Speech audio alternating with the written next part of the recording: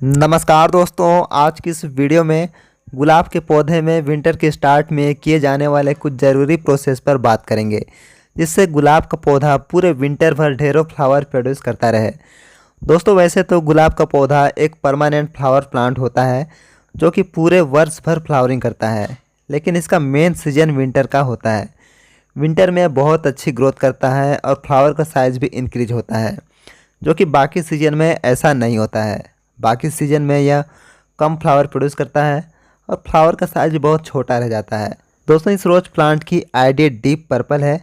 इसे मैंने खुद से ही बड ग्राफ्टिंग करके तैयार किया है। इसकी ग्राफ्टिंग किए हुए मुझे 2 साल हो गए हैं।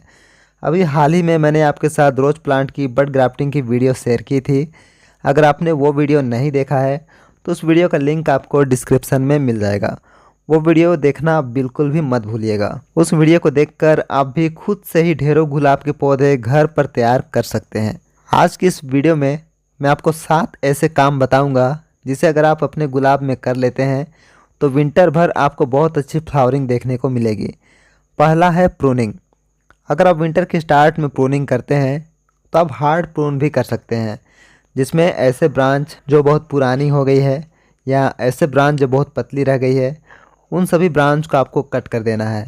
ऐसे ब्रांच में ज़्यादा एनर्जी नहीं होती है, उनमें ना तो अच्छी ग्रोथ होगी और ना ही वो अच्छी फ्लावरिंग करेगा।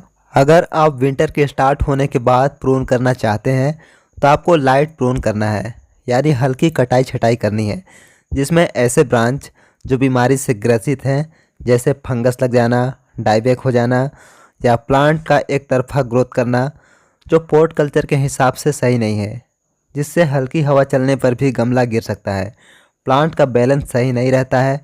ऐसे ब्रांच को भी आप कट करके प्लांट के शेप को सही रख सकते हैं। दूसरा ज़रूरी काम है मिट्टी की गुड़ाई करके साइड साइड की मिट्टी को कुछ गहराई तक निकाल लेना।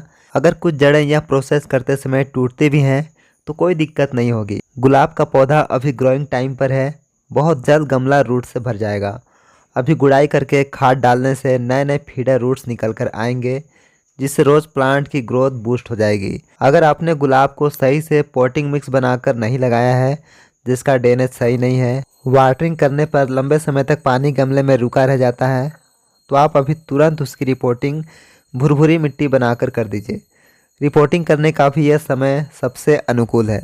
अभी के टाइम पर यानी विंटर के स्टार्ट में गुलाब के पौधे में जितने भी प्रोसेस करने ज़रूरी होते हैं वो सारे प्रोसेस आप अभी कर सकते हैं, जिसमें प्रूनिंग, रिपोर्टिंग, फर्टिलाइजिंग सभी प्रोसेस इस टाइम पर किया जा सकता है। यहाँ पर मैंने वर्मी कंपोस्ट लिया हुआ है, जिसकी क्वांटिटी 3 से 4 मुट्ठी के लगभग होगी। वर्मी कंपोस्ट में एनपीके के साथ साथ बाकी सभी ज़रूरी तत्व भी होते हैं, जो किसी भी पौधे के लिए काफ़ी ज़रूरी होते हैं। अगर आप हल्की प्रूनिंग करते हैं, प्रूनिंग करने के बाद भी कुछ फोलिएज रहती है, तो आप वर्मी कंपोस्ट के साथ में डीएपी के 8 से 10 दाने भी ऐड कर सकते हैं। साल 1.5 साल पुराने पौधे में 8 से 10 दाने और 4 से 5 साल पुराने पौधे में 15 से 16 दाने भी ऐड कर सकते हैं, लेकिन उसे स्टेम से दूर गमले के किनारे किनारे डालना है। डीएपी में नाइट्रोजन और फॉस्फोरस की क्वांटिटी पाई जाती है, इससे जड़ों की ग्रोथ और लीफी ग्रोथ होती है। डीएपी की जगह एनपीके का 1261 भी लिया जा सकता है।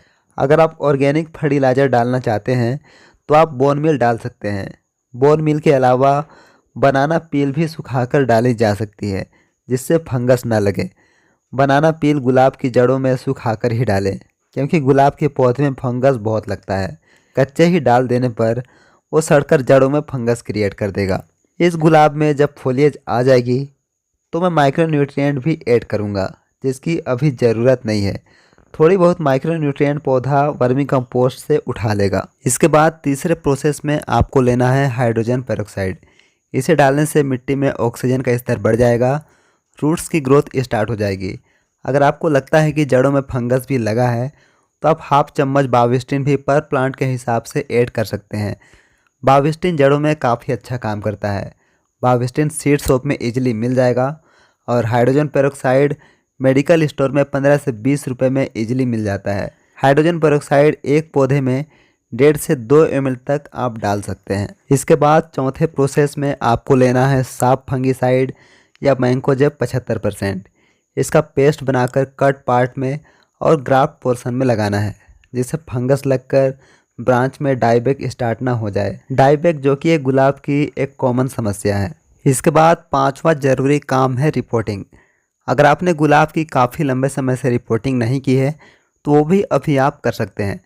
वैसे तो गुलाब की जल्दी जल्दी रिपोर्टिंग की ज़रूरत नहीं पड़ती है।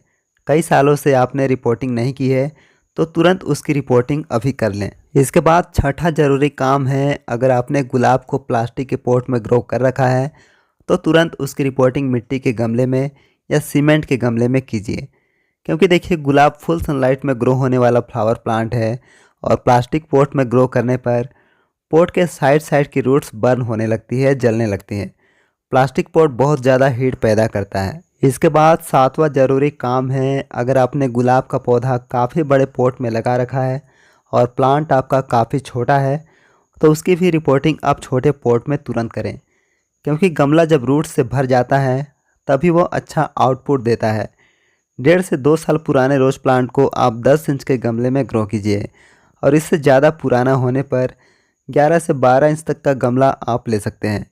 तो ये थे दोस्तों गुलाब के पौधे में किए जाने वाले ऐसे 7 ज़रूरी काम, जिसे अगर आप गुलाब के पौधे में कर लेते हैं तो आपका गुलाब पूरी सर्दी अच्छी ग्रोथ और फ्लावरिंग करेगा। नेक्स्ट वीडियो तक के लिए आपका बहुत बहुत धन्यवाद। Thanks for watching this video.